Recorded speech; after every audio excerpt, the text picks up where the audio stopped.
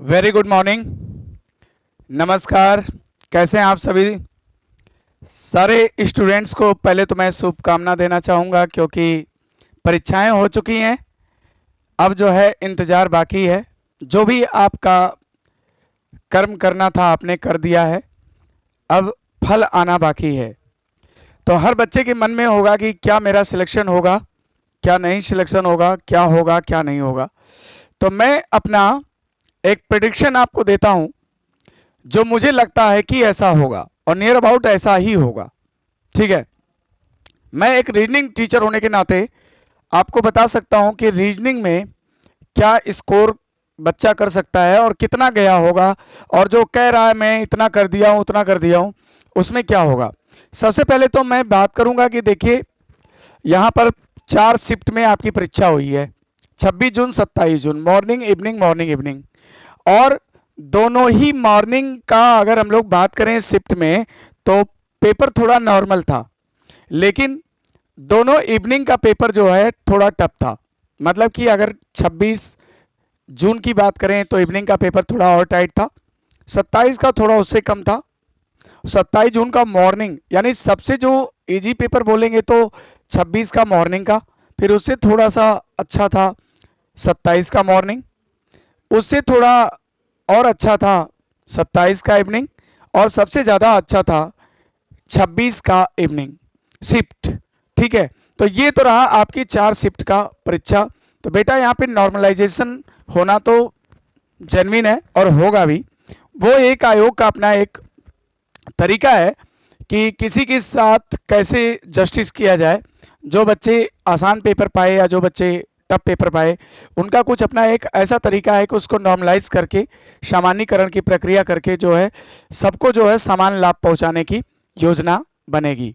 ठीक है, तो नॉर्मलाइजेशन होना तो देखो तय है, और नॉर्मलाइजेशन में उसको ज़्यादा फायदा मिलता है कि जो कठिन पेपर से गुजरता है, यानी कि जो 26 को इवनिंग में जो बच्चे इवनिंग शिफ्ट में पेपर दिए हैं, नॉर्मलाइजेशन का सबसे ज़्यादा फायदा उनको मिलेगा।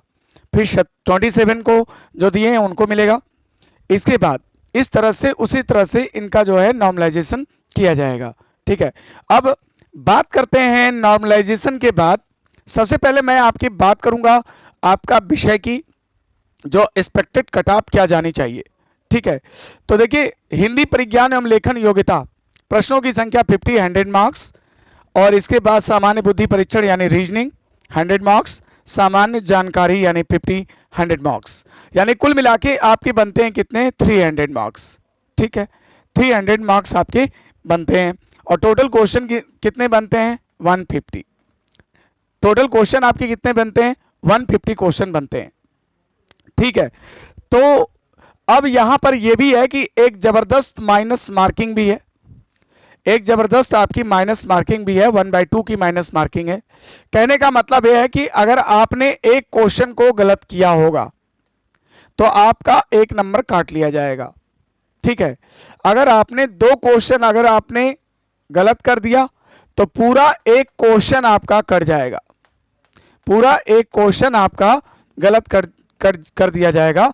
एक क्वेश्चन मतलब कि कुल मिलाकर के ऐसे समझ लो कि अगर आपने मान लो 150 क्वेश्चन किए, बहुत सारे बच्चे होंगे जो 150 अटेम्प्ट करके आए होंगे, नो डाउट है ना, 150 करके आए होंगे, तो सुन लो इनका, जो 150 अटेम्प्ट करके आए हैं, मान लो कि वो 100 क्वेश्चन उनके सही हो गए और 50 क्वेश्चन उनके गलत हो गए। तो 50 क्वेश्चन अगर गलत हो गए तो 25 क्वेश्चन आपके सही में से भी काट लिए जाएंगे।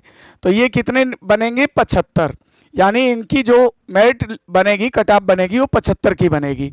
ठीक है, तो देखिए यहां पर जबरदस्त माइनस मार्किंग है। मैं ये नहीं कहूंगा कि बहुत हाई लेवल पे जाएगा इसका कट ऑफ, ऐसा भी नहीं है कि बहुत हाई जाएगा, हाई तो बहुत नहीं जा सकता। हाई चला जाता अगर माइनस मार्किंग इसके जगह कोई और होती तो इसका कट ऑफ फिर बहुत हाई जाता।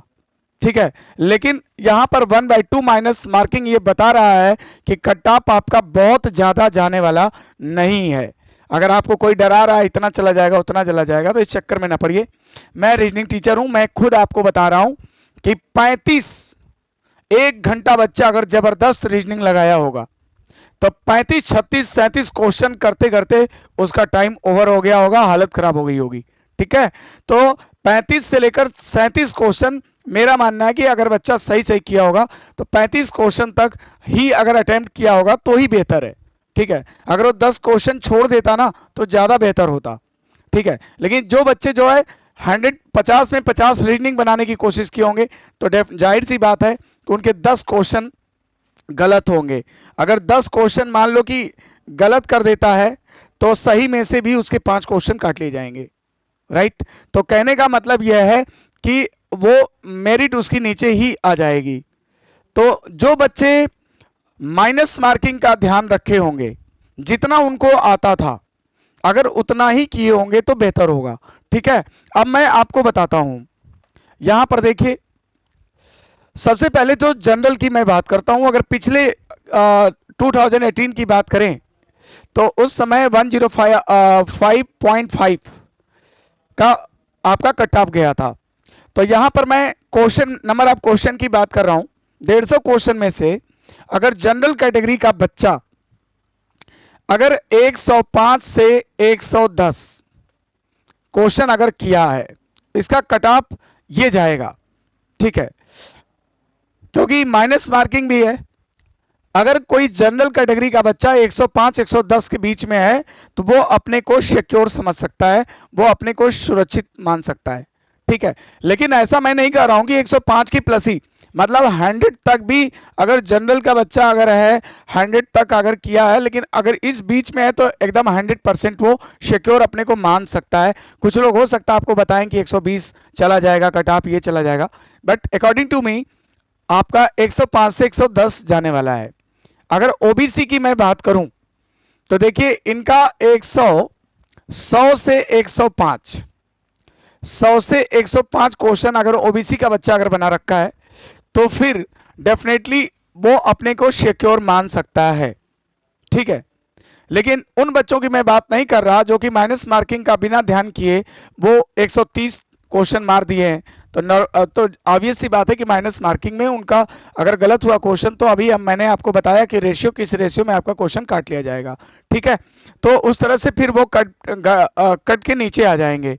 और देखिए इसी तरह से अगर हम लोग एससी की बात करें तो एससी का जो जा सकता है वो आपका जाएगा 95 से 100। ठीक है, 95 से 100 तक जा सकता है। ठीक है, और एसटी की अगर मैं बात करूं तो एसटी की अगर बात करूं तो ये आपका 85 से 95 तक जा सकता है।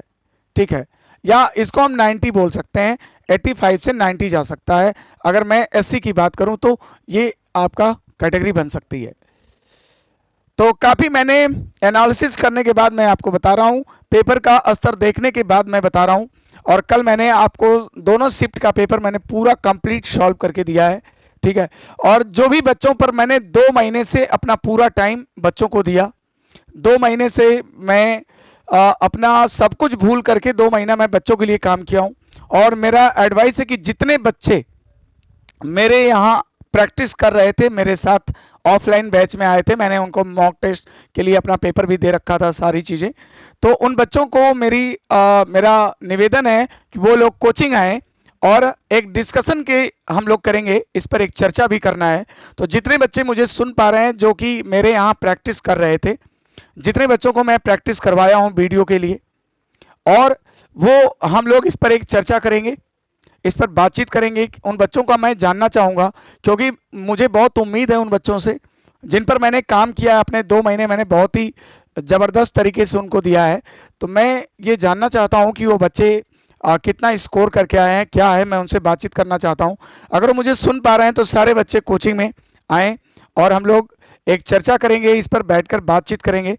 ठीक है, और आपने देखा होगा कि मेरे चारों मैराथन आप देख लीजिए, और आप जो है, मैं अपने मुंह से कुछ नहीं कहता, आप खुद बताएंगे, बच्चे बताएंगे कि मेरे जो मॉक टेस्ट जो मैंने दिया था, 20 मार्क टेस्ट आपको दिया था, 22 मार्क टेस्ट, तो आप देख लीजिए, पेपर को उठा के देख लीजिए, सारी चीज़ों को मिला लीजिए, मेरे 4 मैराथन पड़े हुए हैं, आप उनको देख लीजिए, है ना। अगर आपको लगता है कि सर का पढ़ाया हुआ सब कुछ आया एग्जाम में तो आप लोग जो है कम से कम मेरे से मिल तो लीजिए आकर, ठीक है।